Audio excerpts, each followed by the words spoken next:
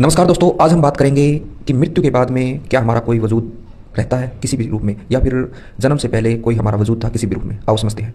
अगर हम वैज्ञानिक दृष्टि की बात करें तो एक बच्चे का जब जन्म होता है उसके बाद में वह जवान होता है और बूढ़ा हो जाता है, क्योंकि उसके शरीर में जो सेल है वो टूटते रहते हैं और बनते रहते हैं, और जो भी नया सेल आता है वो पुराने सेल से थोड़ा सा कमज़ोर होता है। इसलिए हम एक दिन बिल्कुल बूढ़े हो जाते हैं और हमारे ऑर्गन काम करना बंद कर देते हैं, और उन सेल को जो ऊर्जा मिलती है वो ऑक्सीजन से मिलती है जो हम सांस लेते हैं।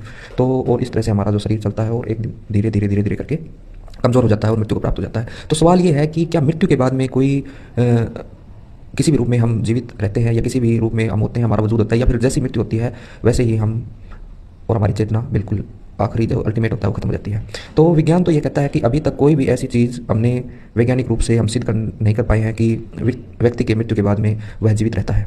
यानी कि विज्ञान इसको सिरे से नकारता है। विज्ञान कहता है कि जैसे ही मृत्यु हो जाती है उसके बाद में व्यक्ति की कोई चेतना, आत्मा, या फिर वह किसी भी रूप में वह जीवित नहीं रहता है। वहीं बौद्ध धर्म जो कॉज और इफेक्ट पे बात करता है, कारण और परिणाम पे बात करता है, वह कहता है कि अगर कोई घटना घटी है तो उसके पीछे कारण होगा। बौद्ध धर्म पूर्व जन्म को मानता है और अगले जन्म को भी मानता है, लेकिन वह आत्मा को नकारता है। आत्मा के बारे में कहता है कि कोई आत्मा नहीं होती, क्योंकि आत्मा को शाश्वत बताया गया है जो नहीं बदलती है। और बौद्ध धर्म कहता है कि इस संसार में हर चीज़ परिवर्तनशील है। तो अगर व्यक्ति की जो चेतना है, अगर व्यक्ति बदल रहा है तो उसकी चेतना भी निरंतर बदल रही है, और जब मृत्यु हो जाती है तो उसकी चेतना भी बदले हुए स्वरूप में ही होती है और वही जन्म लेती है, या इसको कर्मों की धारा कहा है। और बौद्ध धर्म ने इसको एक वियान नाम दिया है, विज्ञान भी कुछ लोग कहते हैं। तो और बहुत सारे धर्म हैं जो आत्मा को मानते हैं, कहते हैं कि व्यक्ति की मृत्यु के पश्चात उसका शरीर तो यहीं समाप्त हो जाता है, जो मिट्टी का बना होता है मिट्टी में ही विलीन हो जाता है, क्योंकि हम जो भी खाते हैं वो मिट्टी से ही बना होता है और हमारा शरीर में वही मिट्टी लग जाती है। हम कहते हैं ना कि पता नहीं कहाँ कहाँ की मिट्टी जो हमारे शरीर में लगी हुई है, पता नहीं कैसे कैसे हमारा शरीर बना है, तो मिट्टी का ही इसको कहा जाता है।